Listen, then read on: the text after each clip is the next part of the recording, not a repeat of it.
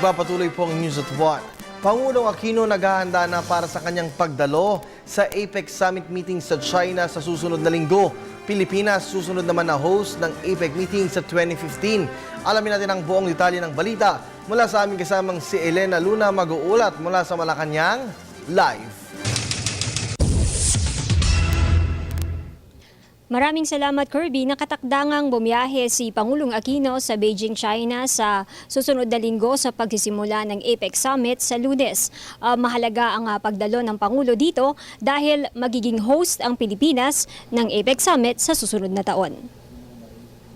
Beijing, capital city ng bansang China. Ito ang lugar kung saan nagsimula ang sibilisasyon ng China 3,000 taon na ang nakakalipas. Ito ngayon ang nagsisilbing sentro ng China sa larangan ng politika, kultura, turismo at transportasyon.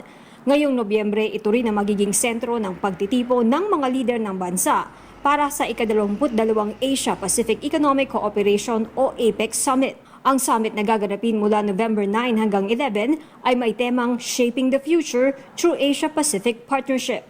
20 lider ang inaasahang darating dito, kasama na si Pangulong Aquino. Sa summit, pangungunahan ni Pangulong Aquino ang dialogue kasama ang mga miyembro ng ABAC o APEC Business Advisory Council para isulong ang mga inisyatibo ng Pilipinas tulad ng SMMEs o Small, Micro and Medium Enterprises at Disaster Resilience. Magiging panelist din ng Pangulo sa sesyon sa APEC CEO Summit tungkol sa Economic Reforms for Sustainable Competitiveness. Sa pagtatapos ng summit, kabilang ang Pangulo sa magpapatibay ng 22nd APEC Leaders Declaration. Sa huling araw din ng summit, gagawin ang turnover ng APEC chairmanship sa Pilipinas.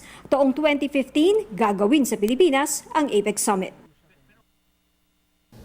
Ipinagdiriwang Kirby ngayong taon ng ika-25 anibersaryo ng APEC. Taong 1989 ito itinatag at isa ang Pilipinas sa mga founding members nito. At yan ang ating balita mula dito sa Malacanang sa tulong ng RTVM. Ako si Elena Luna para sa Telebisyon ng Bayan.